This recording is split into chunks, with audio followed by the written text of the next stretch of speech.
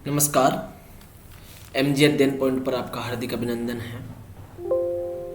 UPSC की तैयारी करने वाले सभी विद्यार्थियों के लिए एक छोटी सी पहल हम लोग करने का प्रयास कर रहे हैं और ये पहल इस बात पर निर्भर करती है कि आप इससे कितना सीख पाते हो। How to learn. और आज जैसा कि आप स्क्रीन पर देख पा रहे होंगे, हमारा प्रयास अब डेली बेसिस पर यह रहेगा कि आप एक अच्छी क्वालिटी का आंसर कैसे लिख सकते हो, क्योंकि आप सबको पता है यूपीएससी में अच्छी रैंक लाने के लिए आप लोगों का मेंस में परफॉर्मेंस देना बहुत ही ज़रूरी है। और उस मेंस में परफॉर्मेंस देने के लिए आपको क्या करना होगा, एक अच्छा आंसर लिखना होगा। तो अच्छे आंसर की डायमेंशंस क्या है, उसकी लिमिटेशंस क्या है, वो कैसे अच्छा हो सकता है, उसमें मार्क्स कैसे अट्रैक्ट किए जा सकते हैं, इस पर हम बात करने का प्रयास करेंगे। हम अपने इन वीडियोज के माध्यम से इंडियन पॉलिटी, आईआर और पीएसआईआर, पॉलिटिकल साइंस ऑप्शनल जिसके हैं, उनके आंसर राइटिंग की प्रैक्टिस करवाने का प्रयास करेंगे। आप अगर इन वीडियोज के लिंक को प्राप्त करना चाहते हो तो एक टेलीग्राम पर चैनल है PSIR बाई मंजेश सर, आप उसको सब्सक्राइब करोगे तो वहाँ पर आपको लिंक मिल जाएंगे। तो अब हम अपने पॉइंट पर आते हैं कि एक अच्छा आंसर कैसे लिखें। अच्छे आंसर की क्या क्या संकल्पना है। तो आपको पता है कि 20 सवाल आपको मेंस में लिखने होते हैं और आपका समय वहाँ पर निर्धारित होता है। 3 घंटे में आपको 20 सवाल लिखने हैं। तो आपको उसी अनुसार टाइम पीरियड को निकालना है, यानी कि 180 मिनट हैं आपके पास, 20 सवाल हैं। अब आप बताइए आपको कितना मिल पा रहा है, यानी कि आपको अगर हम बात करेंगे तो आपको 8.5 या 9 मिनट के लमसम समय मिलेगा। उस समय में आपको आंसर लिखना है। और आंसर कैसे होना चाहिए, आंसर अच्छा होना चाहिए। उस आंसर की परिकल्पना कैसी होनी चाहिए, वो अच्छी होनी चाहिए। तो इस पर हम बात करेंगे। तो हम आज एक क्वेश्चन आपके बीच में लाए हैं। आप जैसा कि देख पा रहे होंगे, the constitution and constitutionalism go together, define constitutionalism and explain it's main elements. यानी कि यहाँ पर आप क्वेश्चंस देख पा रहे होंगे, संविधान और संविधानवाद साथ साथ चलते हैं। संविधान और संविधानवाद साथ साथ चलते हैं। संविधानवाद को परिभाषित करते हुए इसके मुख्य तत्वों की व्याख्या करें। तो अगर कोई भी ऐसा सवाल आ जाए तो यहाँ पर आप देख पा रहे होंगे पहला स्टेटमेंट। ये स्टेटमेंट आपको एक समझ देने का प्रयास कर रहा है, यानी हम यूं कहें कि आपको एक ऐसी भूमिका देने का प्रयास कर रहा है जिसको बेस बनाकर आप उत्तर लेखन की शुरुआत कर सकते हो। यानी आपके सामने ये बात आ गई कि संविधान और संविधानवाद साथ साथ चलता है। तो सबसे पहले आपको यह पता होना चाहिए कि संविधान क्या होता है और संविधानवाद क्या होता है। संविधान आपको पता है कि एक रिटन डॉक्यूमेंट होता है, लिखित दस्तावेज होता है। किसी देश में शासन संचालन की प्रक्रियाओं का एक लिखित दस्तावेज होता है। और संविधानवाद उस लिखित दस्तावेज के माध्यम से सीमित शासन की बात करता है, रूल ऑफ लॉ की बात करता है, नागरिक अधिकारों की बात करता है, लोकतांत्रिक प्रक्रिया की बात करता है।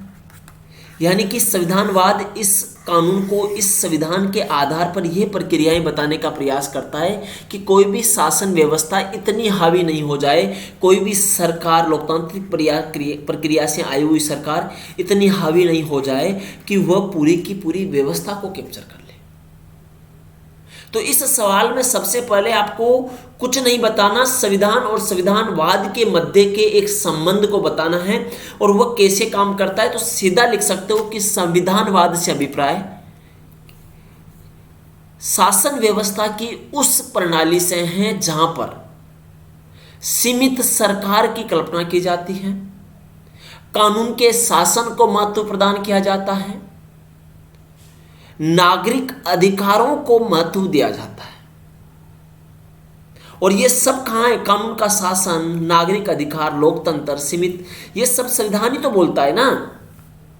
अरे भाई, आपके संविधान में लिखा है, अब आप मान लीजिए आपको फंडामेंटल राइट्स मिले हैं, तो इस फंडामेंटल राइट्स को आप ये बताइए मुझे कि क्या राज्य ग्रहण करेगा तो आप सुप्रीम कोर्ट नहीं जाओगे क्या? आर्टिकल 32 के तहत, आर्टिकल 32 के तहत, अनुच्छेद 32 के तहत आप सुप्रीम कोर्ट तो जाओगे।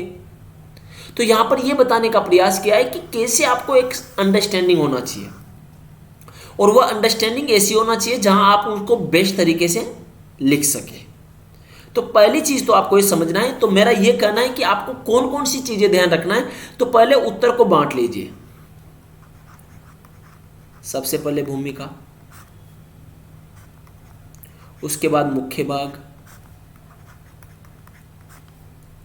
और उसके बाद निष्कर्ष। अब इसमें भूमिका में क्या आएगा तो आपको बताना है संविधानवाद क्या है,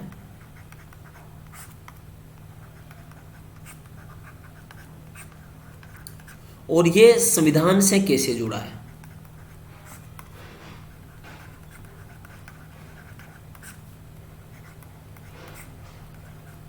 संविधानवाद क्या है और ये संविधान से कैसे जुड़ा है। उसके बाद देखिए सेकंड पेज आप देख पा रहे होंगे। सेकंड जो पॉइंट आपके इस आंसर में लिखना है, सबसे पहले आपको एक इंट्रोडक्शन बता देना है। और इंट्रोडक्शन में इस प्रकार से है कि एग्जामिनर को अट्रैक्ट कर सके। आप उसको कैसे अट्रैक्ट कर रहे हो, तो आप लिख सकते हो कि संविधानवाद से अभिप्राय शासन व्यवस्था की उस प्रक्रिया से है जहां नागरिक अधिकारों को सर्वोच्चता प्रदान की जाती है और साथ ही कानून के शासन को प्राथमिकता दी जाती है। ये संविधान के अंतर्गत लोकतांत्रिक सरकारों को दिए गए अधिकारों पर एक सीमा निर्धारित करता है। संविधानवाद प्रगतिशील नागरिक समाज को महत्व प्रदान करके सरकारों के ध्यान को नागरिक अधिकारों की तरफ ढालने का प्रयास करता है। यह आपको भूमिका में बता देना है। उसके बाद मुख्य भाग, इसके अंदर बताना है कि इसके मुख्य तत्व क्या है। तो आपको जो भी मुख्य तत्व संविधानवाद के हैं, जैसे सीमित शासन, रूल ऑफ लॉ, कानूनी प्रक्रियाएं, वह अधिकार, लोकतंत्र, ये सब बता देना। उसके बाद निष्कर्ष आता है। निष्कर्ष में आप क्या लिखेंगे? याद करना कि निष्कर्ष को हमेशा समकालिकता से जोड़ना है, यानी कि कंटेम्परेरी टाइम से जोड़ना है। और कंटेम्परेरी टाइम से जोड़कर उसको और आकर्षक बनाना है।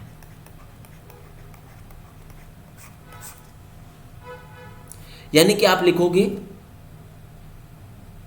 कि संविधानवाद की उपरोक्त व्याख्या लोकतांत्रिक प्रक्रियाओं में राज्य की तानाशाही से, नागरिकों को राज्य की तानाशाही से बचाती है। इसके अंतर्गत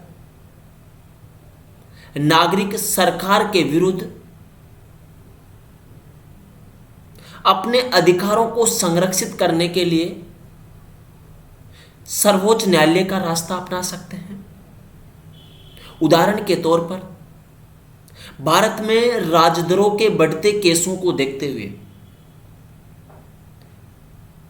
बहुत सारे नागरिक समूहों ने सर्वोच्च न्यायालय में अपील दायर करके उसको रोकने की बात की, जिसके बाद सर्वोच्च न्यायालय ने सरकार को किसी के ऊपर भी राजद्रोह का मुकदमा न करने का एक समय सीमा तय की है। उसके अंतर्गत राजद्रोह का मुकदमा न करने का अधिकार प्रदान किया है,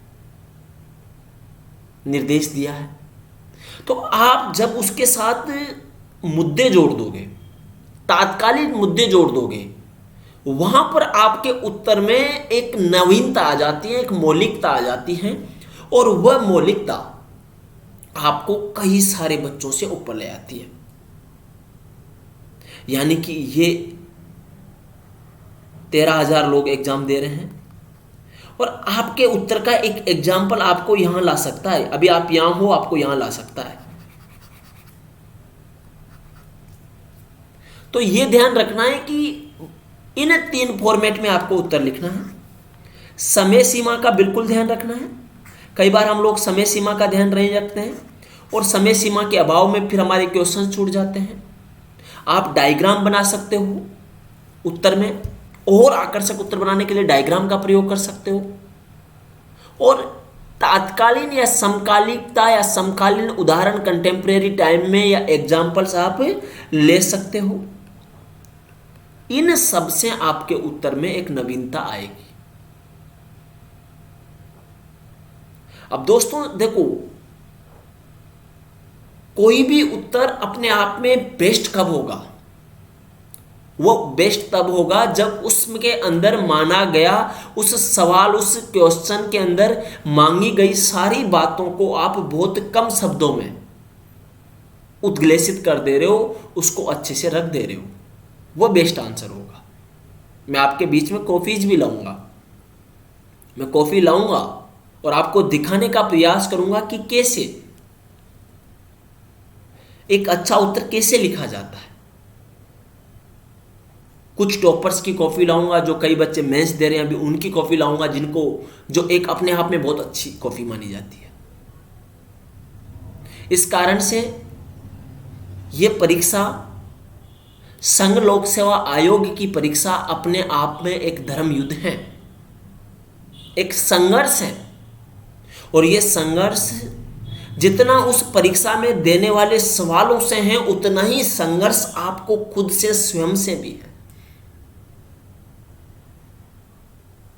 आप कितनी देर तक अपने आप को इस युद्ध में, इस धर्म युद्ध में झोंके रखते हो, यह आपके ऊपर निर्भर करता है। और आप कितने जल्दी घबराकर अपने आप को दूर कर ले रहे हो, यह भी आपके ऊपर निर्भर करता है। कोई भी सफलता एक दिन में नहीं मिल जाती है। उस सफलता के लिए एक त्याग, एक परिश्रम, एक समर्पण चाहिए होता है। और मुझे लगता है कि वह समर्पण जिसके भी अंदर है, वह सफल हो जाता है। तो मेरा आप लोगों से कुछ सजेशंस जो मैं आप लोगों को यहां पर देना चाह रहा हूं, वह सजेशन मेरे ये रहेंगे कि आप उत्तर लेखन के अंदर सबसे पहले की पॉइंट्स को देखें। सवाल में क्या की पॉइंट्स हैं, उसको अंडरलाइन कर लें, और उसको अंडरलाइन करने के बाद आप उसको विभाजित कर दें। और जैसा कि मैंने बताया, भूमिका, मुख्य भाग और निष्कर्ष।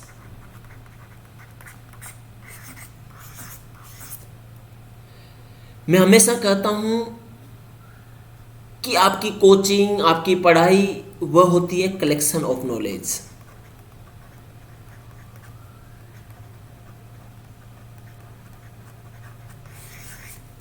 और एक सबसे बड़ा जो आपकी परीक्षा होती है, वो होती है रिफ्लेक्शन ऑफ नॉलेज।